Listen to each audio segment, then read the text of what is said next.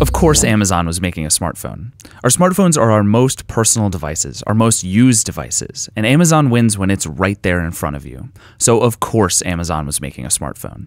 And this is it, the Fire Phone.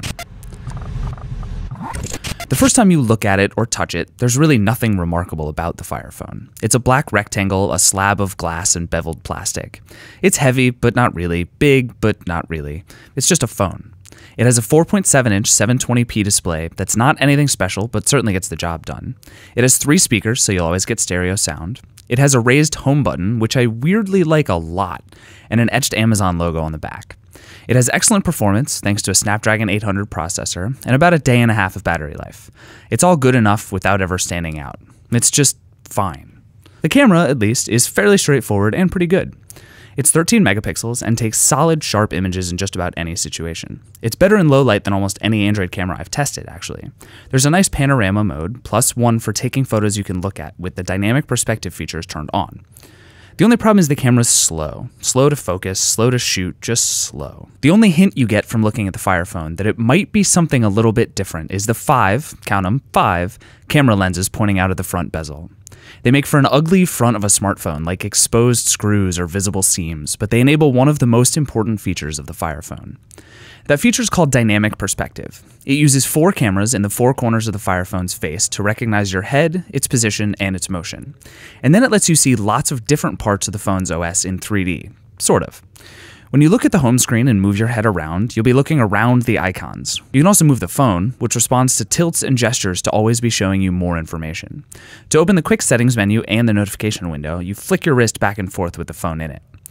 You tilt it to show hidden menus or pop up more information in a map. Amazon's whole idea is to take away most of the information on any given screen and only show you what you want to see at that moment. Games are awesome with dynamic perspective, more immersive and just flat out more fun. But with everything else, it's just a gimmick, and sometimes it's actually unhelpful. It means that the Fire Phone doesn't always show the time or battery levels. You have to tilt the phone slightly to make them appear. I don't want to do that. I want all of that as accessible as possible. All this tech is open to developers, and they may well find cool ways to use it, but really all I wanted to do was turn it off and just use the phone. The other big new feature of the Fire Phone is Firefly. It's basically an ultra-powerful object recognition tool, able to scan email addresses and phone numbers and websites and deodorants and tea bags and books and movies and songs and speakers and almost anything else you put in front of the Fire Phone's camera. At a very basic level, Firefly is a shopping tool, like the ones available for lots of other devices. You're running out of soap, so you scan the bottle, and 4 seconds later you've bought more soap. From Amazon. But you can also listen for a song and in one tap start an iHeartRadio station with whatever you are hearing. It's up to developers to make this interesting, because all Firefly does is figure out what's being shown. Eventually it'll do more than just add soap to my Amazon cart. The problem is it doesn't work all that well. It got books right most of the time, always figured out what song I was listening to, but it often couldn't figure out the object at all, or got kind of close but not really. Firefly is kind of its own thing, a single app with a single purpose, but dynamic perspective invades everything about how the Fire Phone works. Its software, FireOS, is all about 3 panel interfaces. In the middle, your content. On the left, menus. On the right is what Amazon calls delighters, little additive tricks that add something fun or useful to the app you're in. That concept is fine, even though it's frustrating how few third-party apps currently play along. It's the navigation that's the problem. There's no indication that those menus exist off to the sides, or when they exist, or what's in them. You just have to open an app, flick the phone back and forth a million times, and see where everything is. The Fire Phone's multitasking isn't exactly obvious either. I spent a lot of time just hitting the home button, going back, and starting everything over. But even the home screen is confusing. It shows every app, book, or item you've opened in reverse chronological order. As you scroll through them, below each one is related information. Your agenda underneath calendar, recent text underneath messages.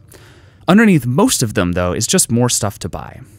You have a to-do list app? Here are 5 more. Some things scroll left to right, some up and down, and there's an app drawer hidden underneath the row of icons at the bottom. There's a lot going on here, and once you understand the paradigm, it's even sort of clever, but it's a million miles from obvious or intuitive. The only thing consistently straightforward about the Fire Phone is how easy it is to get things from Amazon. Buying, renting, streaming, anything from Amazon is easy. But that's not what a smartphone is for. A smartphone is for a lot of things, shopping definitely among them, but it's also for getting work done, for relaxing, for communicating. And since Amazon doesn't have the Play Store, it's missing a huge number of Android apps, including all of Google's, and everything from the email client to the calendar app to Maps suffers as a result.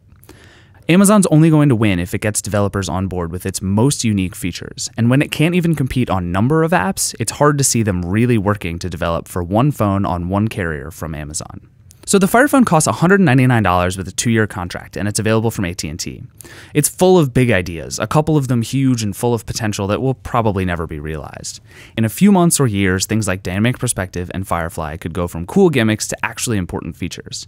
Mayday, the super simple one-touch support system, is really awesome as well, and you'll need it in order to figure out how to use the Fire Phone. But in an effort to make something different and new and innovative, Amazon kind of forgot to make a good smartphone.